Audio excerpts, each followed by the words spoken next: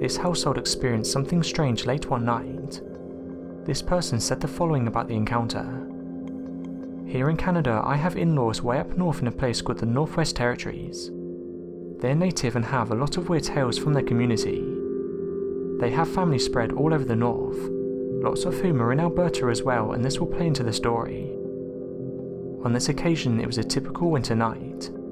This happened around 10 years ago at my in-laws' grandparents' house. Due to it being this time of year, it was very dark and way too cold to be outside. It was at least minus 40 degrees Celsius. Everyone was hanging out. People were watching TV and the kids were playing. A typical family evening. However, this was interrupted by a knocking at the door. The knocking was hard and persistent. This was immediately strange as they live way outside of any real towns with kilometers between neighbors, and unannounced guests are almost unheard of. The grandparents are visibly concerned and tell everyone not to open the door. The knocking became harder and the guests began to speak, loudly stating that they were an auntie and that she'd been invited over. The kids wanted to answer the door to see their auntie, and apparently it sounded exactly like her. So their grandpa had to block the kids from going near the door, and tell them to get away from the door and windows as well. The knocking became pounding and the guests started yelling and screaming to be let in. Eventually it stopped and the guest was gone. The next morning there was no tracks outside in the snow, and no signs a vehicle had been in the area.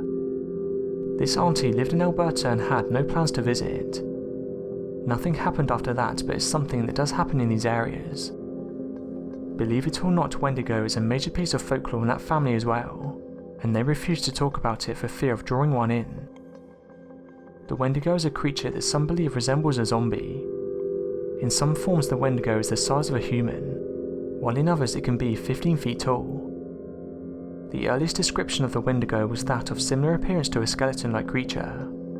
They're believed to have a thin body with grey skin. The creature is said to be an ugly beast.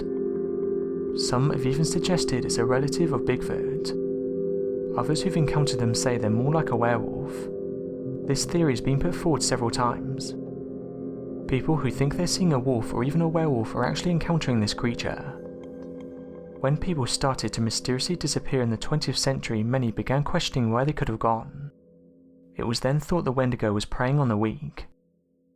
Rough translation of Wendigo is the evil spirit that devours mankind.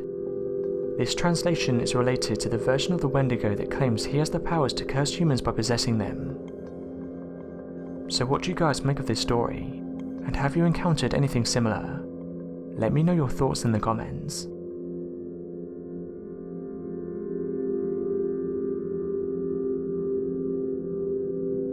Thanks for watching and don't forget to subscribe for more videos.